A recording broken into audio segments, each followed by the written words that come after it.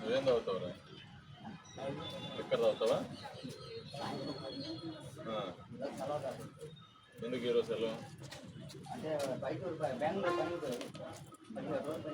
Police station ఉంది, Balaji Nagar police station ఉంది. 112 చేయండి. కంపల్సరిగా మేమే గంజాయి వద్దని చెప్పి మేము కంప్లైంట్ పెట్టాము. మేమైతే ఇక్కడ జరిగితే ఒప్పుకోం సార్. Very good. మేము పార్టీ రైతుల మహిళా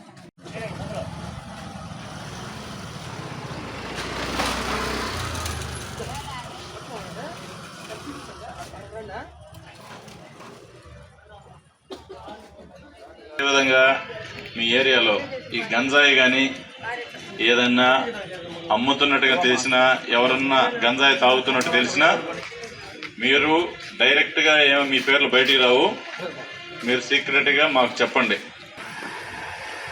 అదేవిధంగా కొత్త వాళ్ళు ఇక్కడికి వచ్చేసి ఈ మధ్యకాలంలో ఈ చైన్ స్నాచింగు వీటికి సంబంధించి కొత్త చేసింది కూడా. ఎందుకంటే సరైన పత్రాలు లేకుండా, రికార్డు లేకోకుండా ఉంటే ఏదైనా అఫెన్స్లకు ఉపయోగించుకుని పెట్టేసుకుంటుంటారు. దొంగబడి నుండి అఫెన్స్లు చేసి తప్పించుకుంటే అది కుదరదు. ఇంకా ఈ డ్రింక్ చేసి నైట్స్తా ఉండే వదిలిట్టు ఉన్నారు. అడుగుతున్నాం, ప్రతి ఇంట్లో కూడా పెయింట్ వర్క్ చేసేవాళ్ళు ఉన్నారు. మంచిదే, చక్కగా పెయింట్ వర్క్ చేసుకోండి, మీ ఫ్యామిలీతో ఉండండి, పిల్లల్ని చదివించుకోండి.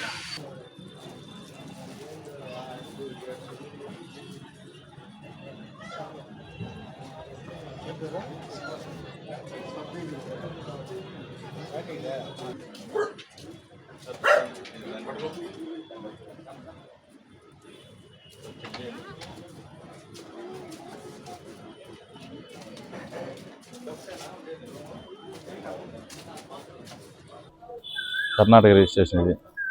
ప్రాపర్ డాక్యుమెంట్ ఉందో లేదో చూసుకోవాలి. ఇది దానికైతే నంబర్లు ముందు వెనక ఈ నంబర్ లేవు, ఏడ లేదు. ఆ చాసిస్ నంబర్ ఇటు మీద చూసుకోవాలి, ముందు కూడా లేదు. చూడు ఎంత బండి కొనుక్కున్నారు, ఇన్నాళ్ళ నుంచి తిప్పుతున్నారు.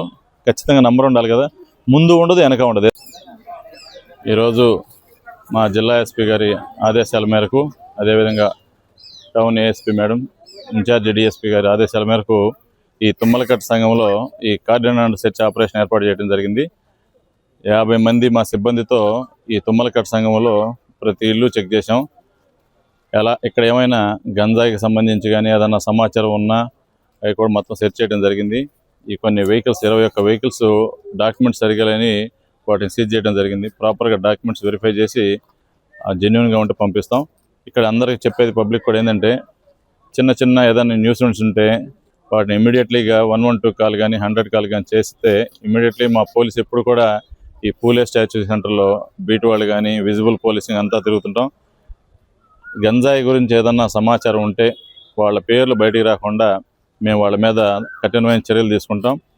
ఇక్కడ అందరికీ చెప్పేది ఏంటంటే, బయట నుంచి వచ్చిన వ్యక్తులు కొంతమంది చిన్న చిన్న తక్కువ రేట్లకి ఇళ్ళు అద్దెకి తీసుకుని ఉన్నారు. ఈ తమిళనాడు నుంచి కూడా కొంతమంది వచ్చున్నారు. మీరు ఇళ్ళు అద్దెకి ఇచ్చేటప్పుడు ప్రాపర్గా వాళ్ళ ఆధార్ కార్డ్స్ అవన్నీ వెరిఫై చేసి వాళ్ళ డీటెయిల్స్ తీసుకుని అద్దెలకి ఇవ్వండి. రేపు ఏదన్నా వీళ్ళు తెలియకుండా అఫెన్స్ చేసేసి వెళ్ళిపోతే దానికి రెస్పాన్సిబిలిటీ మీరు వహించాల్సి వస్తుంది, వాళ్ళ గురించి తెలియజేయాల్సి వస్తుంది. కాబట్టి అందరికీ తెలియజేసేది ఏంటంటే, మీకు ఏదన్నా ఈ ఏరియాలో సమస్య ఉన్నా ఇమీడియట్లీగా పోలీసుకి తెలియజేసి మేము ఇమీడియట్లీగా పక్కనే ఉంటాం కాబట్టి మేము వచ్చి దాన్ని పరిష్కరిస్తాం.